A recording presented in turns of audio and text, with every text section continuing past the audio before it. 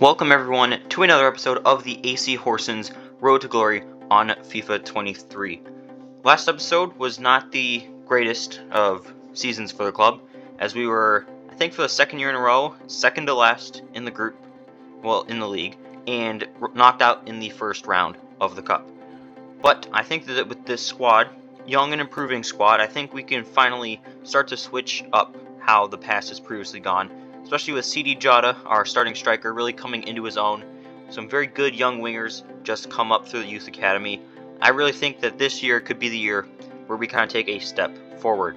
But to take a step forward, we do have to lose some dead weight. I don't want to call them that, but that's what they essentially are. Musonda has been sold. He used to be a starter, no longer is, so get rid of him. Rick Ruter has been sold as well. Ramiro Martinez for $500,000. Matisse Michel, one of our many goalkeepers, is going to send him out on loan for a year to Sturm Graz, I believe, in Austria. Jens Bach will be going on a one-year loan move to Saint Etienne over in France. And joining the team is Odin Thiago Holm. But I will acknowledge him as Odin. $3.5 million for him. He's a 69 overall central midfielder. Got him on a three-year deal essentially. He's got, I believe, 81 potential, so put him in that midfield should hopefully carry us. I've used him before. I forget what happened in that series I used him with. I think I got fired. But, I mean, Odin, there's probably going to be some clips out there of, Odin's better than Thor, something like that. And also joining the team is Eskel Ida. That's how I'm going to say it, Ida. From Lillestrøm SK, $3.2 million for the 68 overall right wing back. Obviously going to be converting him to a right back, but signed him on a many year deal. He's got 79 potential, I think it was. So just brought in two very good young promising talents for the squad. And as you can see here, we've got a couple of loan moves, and also Noah Williams has been sold to Cosenza over in Italy, and then 3 more loan moves, and Peterson's sold to Cittadella in Italy. Thomas Santo has been sold to Middlesbrough, who are in England, just over $2 million. He doesn't have a place at the club anymore. I think it was best for both parties that happened. But now a 4-star, 5-star scout. We're heading to Denmark to get some playmakers.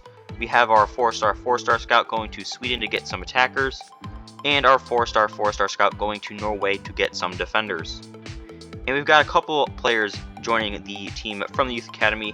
None of them really have anything super special, but I mean, at this point, it's all about opportunities and whether or not they actually stick with it. Including for this man right here, Berzozowski. Matteo De Ritter is going on loan for the rest of the season, as he will be joining Ascoli once the transfer window opens. Peter Popov will be on loan for the next 2 years as he joins Spanish side Mallorca.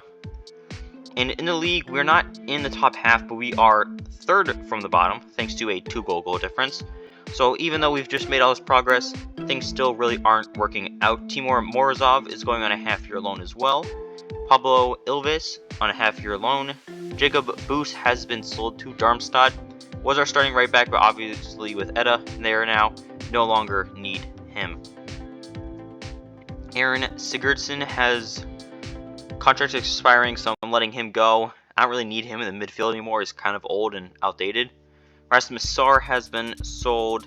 Now it's time for the semifinals of the cup, because I figured out with a lot of these things in the league, we're not really going to be able to keep up with everyone, because don't have the squad depth to be rotating, keep everyone in playing shape, but we can compete and keep up with people in the cups.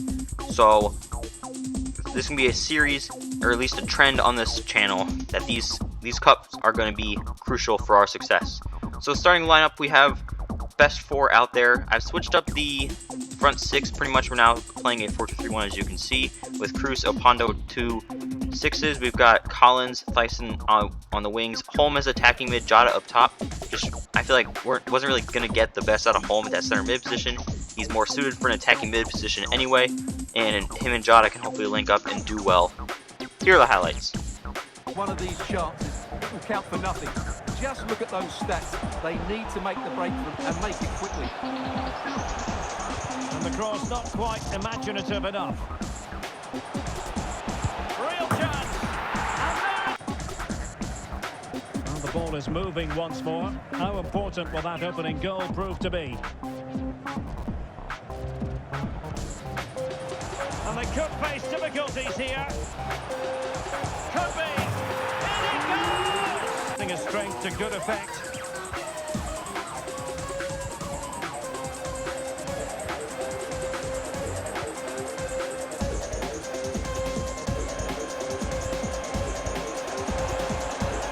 Must be.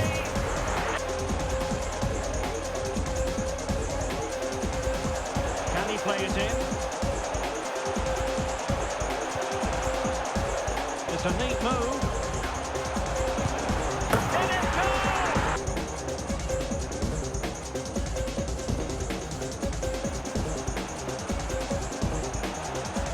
Might be able to get in behind the defence. Can he get one back? He can! He's given his team. Well, nothing comes of it. Bodies forward and the break looks on. Will they profit from this situation? Surely! Oh, no! And the emphasis is on creativity. That's excellent defending following the cross. And a goal! Oh! Advantage with them. Referee says play on. 10 minutes to go.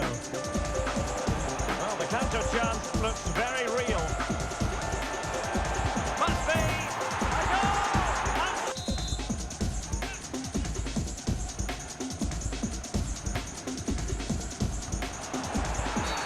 And a penalty awarded. Spot kick coming up.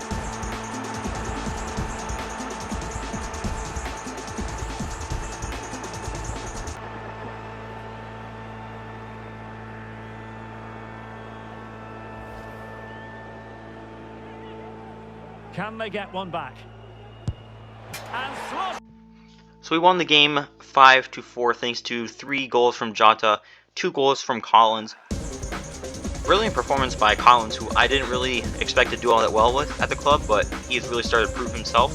And now it's time for the final, our ticket into Europe, which, you know, of course we want to win trophies, but I really just want to get into Europe in some capacity. We're going with the same starting 11. Hopefully we get the same results. Here are the highlights. Grabs. Well, it looks so threatening, but the danger averted. This looks threatening. Must score! Oh, there's the goal! And deciding to go short with this one.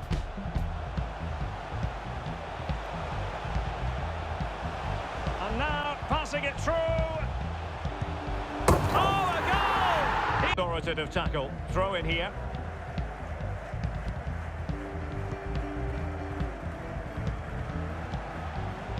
Still pushing for the goal that would put them ahead, but not forcing it. Oh, it's a goal! And substitution time it is here. And over it comes. In the opinion of the referee, that is a penalty.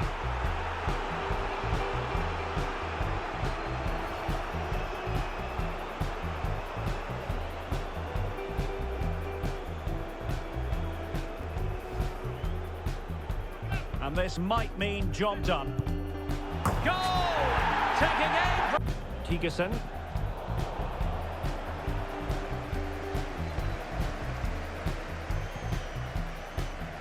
Well, 3 minutes of stoppage time, that's what the officials have said.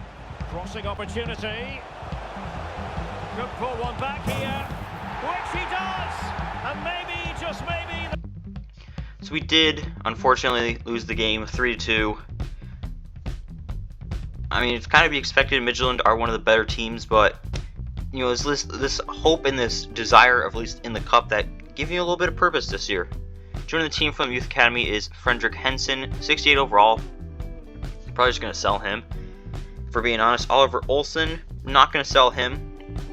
Need a little bit of pace out on the wings. Paul Knudsen, injury prone, which I'm not a big fan of. So if an opportunity comes up to sell him, I probably will. David Johnson, I mean, a little bit slow to be on the wings, but could fix in the future. Mike Jansen just need another good outside back. And Olsen, not that great, for being honest. Same goes for Liam Anderson and Thomas Simon.